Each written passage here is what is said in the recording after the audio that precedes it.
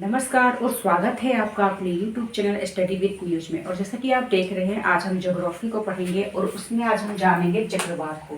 पौनों को हमने अपने पिछले वीडियो में पूरी तरह से कंप्लीट कर दिया है। आप प्लेलिस्ट में जाकर जरूर देखें। देखिए, आज जब आप लाइन से पढ़ते हैं, क्रम वाइज पढ़ते हैं, तो आपको आगे का जो पोर्शन होता है वो काफ़ी अच्छे तरीके से समझ में आता है। तो जब आप पवन को पढ़ेंगे तो उसके बाद आप चक्रवात को अच्छी तरह से समझने में कोई भी दिक्कत आपको नहीं होगी। देखिए, हमने अपने पवनों में पढ़ा था कि किस तरह से फेरल का जो नियम है वो उत्तरी गोलार्ध में दाएं तरफ राइट साइड मुड़ता है पवन जो होता है, और दक्षिणी गोलार्ध में वो लेफ्ट साइड मुड़ता है। किस बल के कारण? कोरियोलिस बल के कारण। ये बल क्या होता है? तो आप जानते हैं कि जब पृथ्वी घूमती है तो एक झटका, एक बल उत्पन्न करती है। इसे ही कोरियोलिस बल कहा जाता है। ठीक है, पवन जो है वो कभी सीधी नहीं चलती है। इस बल के कारण जो पवन है वो मुड़ जाती है, ऊपर में राइट साइड, नीचे में लेफ्ट साइड। ठीक है, तो ये देखिए, ये मान लीजिए आपका पवन है। ठीक है, ये चक्रवात है। ठीक है, चक्रवात है। और आप जानते हैं कि चक्रवात क्या होता है कि यहाँ पर चारों दिशा से यहाँ पर पवन जो है वो आपस में मिलती है। तो यहाँ पर होता है टेम्परेचर ज्यादा और निम्न दाब। ठीक है, टेम्परेचर हाई और लो प्रेशर यहाँ पर होता है। ये जो रेड है वो है पवन। ठीक है, यहाँ पर आकर मिल रही है, और इस बीच वाले भाग को हम कहते हैं चक्रवात की आंख। ठीक है, अब ये जो ब्लैक है ना, ये क्या है? तो ये है फेरल के नियम के अनुसार जो पवन है वो घूम जाएगी।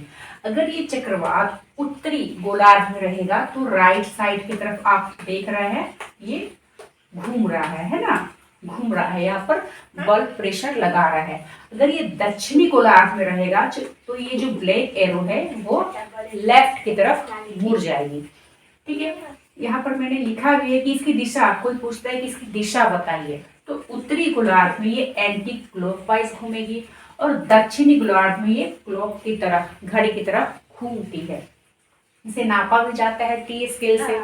ठीक है, अब ये पूछा जाता है कि कहाँ पर चक्रवात ज्यादा होता है, कहाँ पर होता है कम। तो देखिए, आप ये जानते हैं, ये जो एरिया है, मैंने आपको पिछले 2-3 वीडियो में काफी अच्छी तरह से हमने पृथ्वी को बनाकर पवनों की दिशा को बताया था। तो ये है ध्रुव, तो यहाँ पर तो ठंड है, तो यहाँ पर तो चक्रवात आएगा ही नहीं। चक्रवात हमेशा कहाँ उत्पन्न होता है, पवन कहाँ उत्पन्न होता है? तो हाई प्रेशर में, है ना।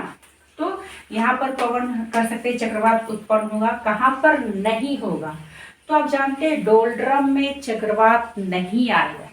ठीक है, ध्रुवों पर चक्रवात नहीं आएगा। सबसे ज्यादा ये जो एरिया है, क्योंकि यहाँ पर हाई प्रेशर होता है, मैंने कहा कि आपका टेम्परेचर ज्यादा और निम्न दाब, वहीं पर आपका चक्रवात सबसे ज्यादा होगा।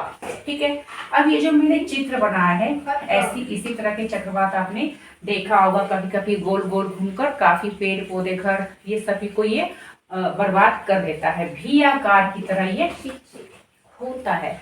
चक्रवात भी 2 तरह के होते हैं। ठीक है, एक चक्रवात और एक होता है प्रति चक्रवात।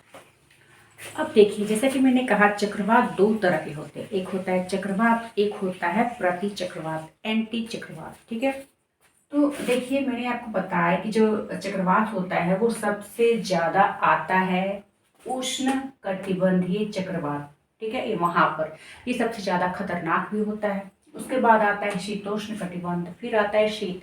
शीत में कह सकते हैं चक्रवात आता ही नहीं है। और डोलड्रम, क्योंकि आप जानते हैं वो शांत एरिया है, वहां पर आंधी तूफान नहीं आता है, तो चक्रवात भी डोलड्रम में नहीं आता है। ठीक है, देखिए, उष्ण कटिबंधीय है, सबसे ज्यादा टेम्परेचर रहता है। और शीतोष्ण का मतलब होता है शीत प्लस उष्ण। ठीक है, और शीत तो आप समझते हैं ध्रुव का एरिया। अब ये जब प्रति चक्रवात है, ये इस तरह से होता है, कीप के तरह होता है। ये होता है भी आकार का, या फिर कहा जाता है कि अंडे की शेप की तरह ये होता है। ये होता है कीप की तरह। यहाँ पर क्या होता है प्रति चक्रवात में कि हवाएं ठंडी होकर बैठ जाती है ना। तो ये तो खतरनाक होगा ही नहीं, मौसम भी यहाँ का साफ रहता है। ठीक है, और तो आप ये बताइए, चक्रवात में क्या होता है? मौसम काफी खराब, आंधी तूफान। ठीक है, तो अब आप ये बताइए कि चक्रवात ज्यादा खतरनाक होगा या एंटी चक्रवात? तो चक्रवात जो होता है वो काफी खतरनाक होता है। ठीक है, इन दोनों को आप लोगों ने समझ लिया।